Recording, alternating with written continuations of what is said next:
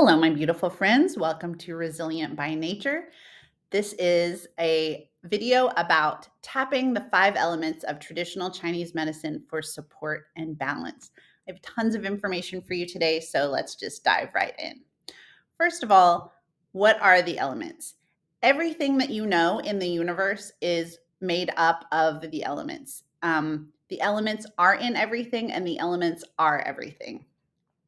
Where the elements come from are traditional Chinese medicine. It's an ancient 5 element cycle, and the 5 elements in the cycle are water, the start of the cycle, wood, fire, earth, and metal, which is the end of the cycle, but it's also infinite. So one feeds the next. Excuse me. And ideally, they continue to go forever. So, and it describes how energy is flowing. So everything you can think of in the universe can be associated with one of the elements or multiple elements. What do I mean by that? Okay, so one of the branches of traditional Chinese medicine, of which I am a practitioner, is feng shui. You may have heard of feng shui and have a vague idea of what it is, but it's basically deals with the energy of your environment. So everything to do with your environment. A lot of people think it's about furniture rearranging, but I want to tell you that there's so much more to it, and it can be really amazing. But in feng shui, the way that we understand the elements, they're expressed by colors. For example, red is fire, kind of straightforward there. Shapes, fire would be a triangle. Materials, trying to think of like a fire material would be, but they're out there. Like something like really luxurious and refined, like silk, would be metal. And I'll explain each of the elements more later so that you can understand. You don't have to remember each kind of thing right now or ever really. But textures, scents, everything that exists, it can be described in terms of its elements. And that's not necessarily like what specifically makes it up. You could have a coffee table that's very heavy and square, and it is earth because of its heaviness and like how grounded it is, but it's made of wood, so it's also wood. So it's kind of described in terms of both of those things, but everything can be described by the elements. Okay, and then more specifically, what this specific video is about, the elements are in you. So, you're made up of stardust, you're a piece of the universe, you live in nature, and nature lives in you.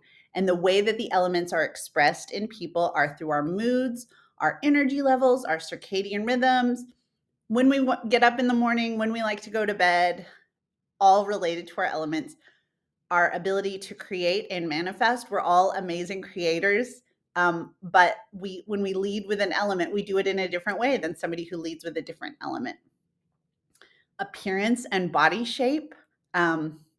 Long, tall body shapes are associated with metal. It doesn't mean that's that person's primary element, but I'm just giving you an example there. Your health, your well-being, like what your where you have like where you tend to get sick or how you tend to get sick, or how you stay well, your wellness methods, all associated with the elements. Emotions are deeply associated with the elements, and not only your personal boundaries, such as they are, but even your ability to create personal boundaries, all about the elements. So, how do you know what your recipe is? Every recipe, just as every person, is unique. Your fingerprint is unique. You are a beautiful snowflake in the universe. So your elemental recipe is not going to be like anybody else's. That said, we can do an assessment, and we can take an energetic snapshot of your life and figure out how the elements are flowing in your life, how energy is moving in your life. But each person typically has 1, 2, sometimes 3 guiding elements, and these will shift and change over our lifetime. You may not be exactly the same at 85 as you were when you were 5. In fact, most children have a lot of water energy. It's a very creative, renewing energy. It's the energy of new beginnings. So not necessarily a water at the end of life, especially if you're dehydrated. Just kidding, kind of. Okay, so the ingredients matter. What your makeup is matters. Just like in any good recipe, the ingredients matters. So many of the elemental habits are instinctual to all humans and you'll understand them. So when you're thirsty, you drink water and that's how you keep going. You don't have to drink water if you don't want to keep living or if you don't mind if you're ineffective. When you're sleep, you tired. You when you're tired, you sleep. That's going to ground. So if you don't immediately do these things, you don't die immediately, but eventually they will slow your effectiveness and your ability to do whatever you want to do. So understanding where your energy has slowed down in your life, not all of them are as aha as like, oh, I'm tired, I want to go to sleep. Especially because as we become adults, we start to train ourselves not to listen to our natural instincts, right? A lifetime of sitting still in school tells us, like, oh, yeah, we're totally comfortable in this hard wooden chair. And we do have to go to the bathroom, but not bad enough to get up. We don't want to disturb people. So we tend to ignore our signals over time, and when we get older, it's almost to the point that we don't hear them anymore. So, understanding your elements helps you tune back into your body's natural signals and impulses and really feed them and give them the nourishment that they want in the way that they're asking for them. So, let's start and just go through all the different elements and um, talk about the properties of each. So, water. Water is the beginning of the cycle and it's the beginning of all things. It's about fresh starts, the germination of ideas. It's a very contemplative energy. It's slow moving, it's solitary, and it's artistic. Now, when I say slow moving, that's sort of the general. The tendency of water is yin versus yang. If you're familiar at all with the terms of Chinese energy medicine, yin is more receptive and slow and just like a more passive energy, and yang is something it's like it's very active and powerful. However, within each of the elements there are both yin and yang tendencies. The overall tendency of water is yin, so it's slow moving, it's receptive to ideas, it's receptive to inner wisdom. It's a solitary energy and it's very artistic and creative. Again, the origin of things. So, water habits or things associated with water are the things that you want to do when you're feeling fatigued, depleted, overgiving, overdoing. And I don't mean fatigued specifically in terms of like a good night's sleep, because sleep I'll go into it later, but that's more of an earth habit. But and of course we need that every day, just as we need a little bit of each of the elements every day. I'm talking about ways that you specifically want to intentionally try these habits when you're needing something in particular. So water is a very restorative element. So your water habits are going to be your self-care rituals. If you have a skincare routine or you go get a massage however often you get, once a month or once every week or whatever.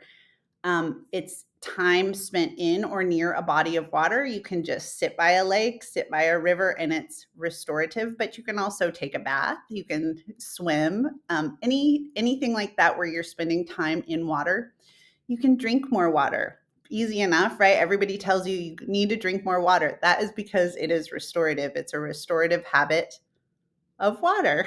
Drinking water is a water habit. Who would have thought?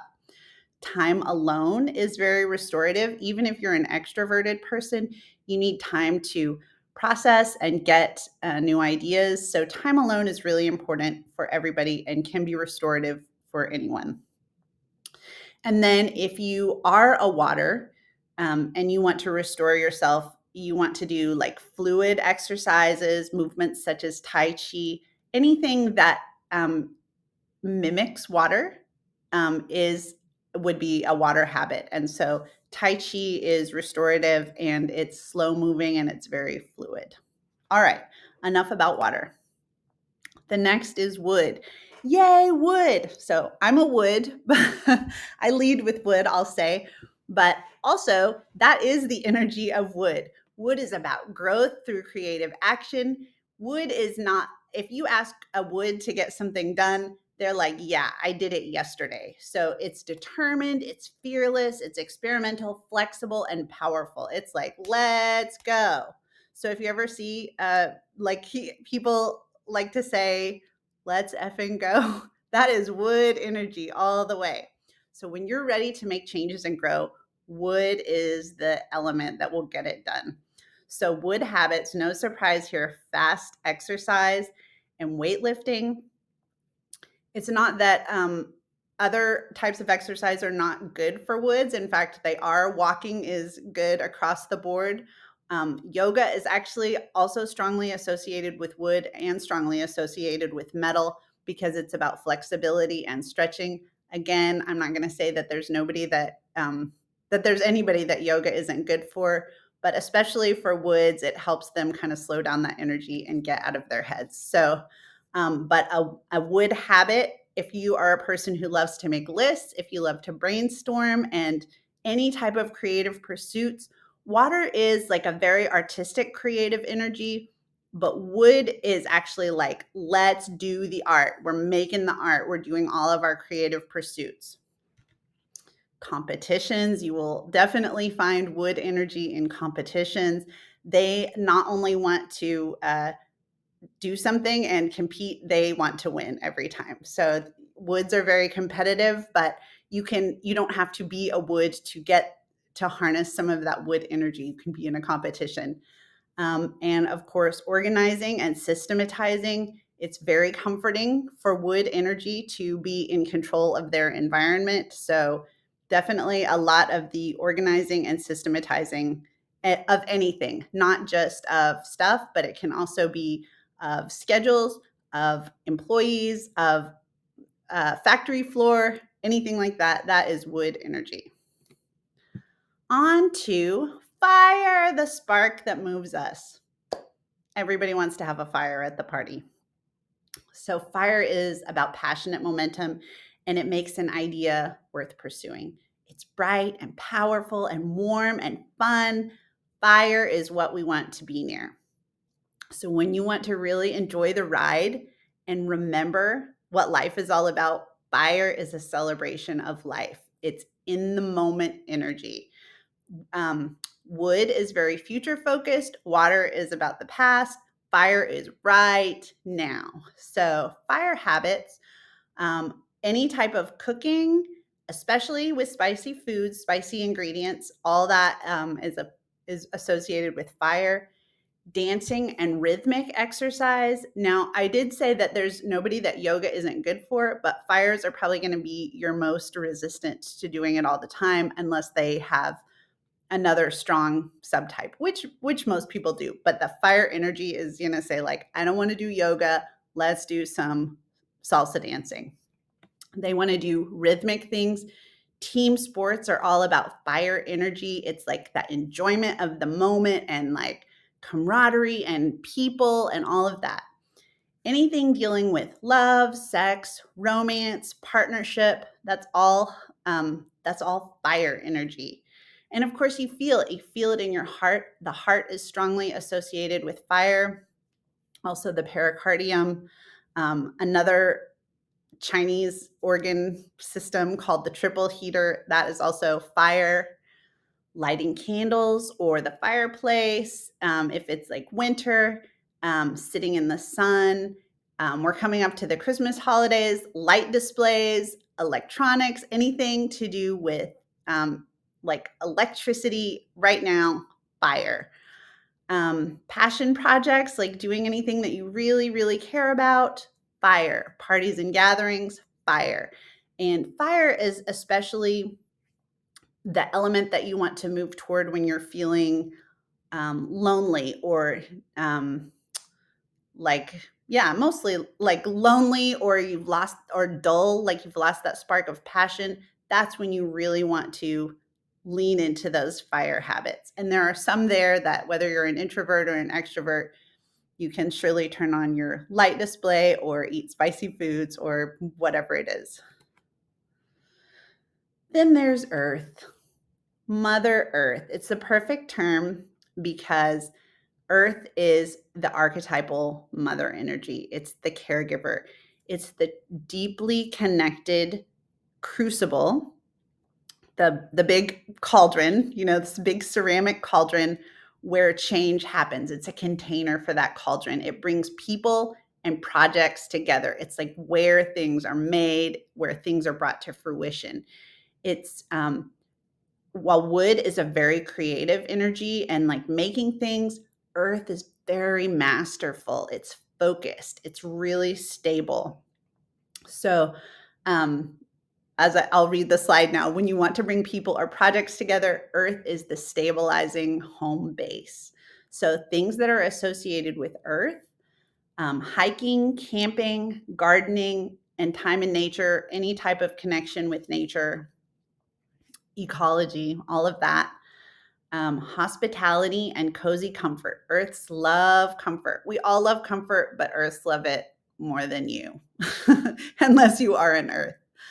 So, making things by hand and craftsmanship, if anyone ever gives you a pie or like something beautiful that they've hand sewn, that is all very strong Earth energy. Earths are it would be very unusual for someone who leads with earth not to have children or pets or something that they take care of. And that's not to say that everybody who has children and pets are earth, but they may have some of that energy. But if people um, have that earth energy, that's like a really strong desire for them to take care of people, pets, and plants, because ultimately earth is all about connecting with others. And it's in this, as in terms of seasons, earth is represented in the equinox. It's those, the transition times. It's the transition between winter and spring. It's the transition between summer and fall. It's connecting things. So each of the other elements, like summer is fire, wood is spring. I'm saying them backwards. Spring is wood. Metal is fall because it's about letting go. I'll get to that in just a second. But earth is really about those transition times. And water is winter. Forgot to say that. All right, now we get to metal, which is the end of the cycle. And because it's the end of the cycle, it is about letting go. It's about detaching. Whereas earth is very grounded and stable and on earth, metal is like, goodbye, world. I don't need these attachments anymore. So anything to do with decluttering. Okay, I'll get in the habits in just a second. So it's about precision and clarity. Wood and metal are both very organized. But wood is going to say, like, all the socks go in this drawer. Metal is going to like fold them beautifully and present them in a way or have a design. If you see all over social media, the bookshelves with rainbow order or any styling or curating, that is all metal energy. So it elevates and simplifies and it detaches with discernment. So it's not just letting go of stuff, it's very intentionally letting go of stuff because that does not agree with that metal energy that is really so refined and luxurious. So when you only want the best, metal is the ultimate refinement. And so that extends to if you're ever a luxury car, a luxury hotel, that is metal energy.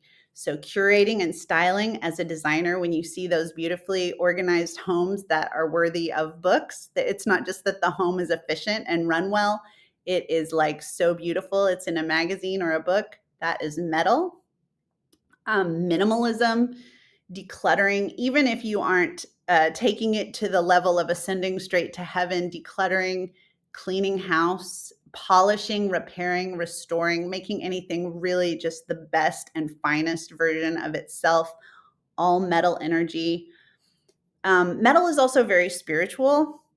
So, in terms of a person, Jesus probably had a ton of metal energy because he was like detaching from this world and moving on. And so, meditation and spiritual pursuits, it's all very metal because it's like the things of this earth don't really matter.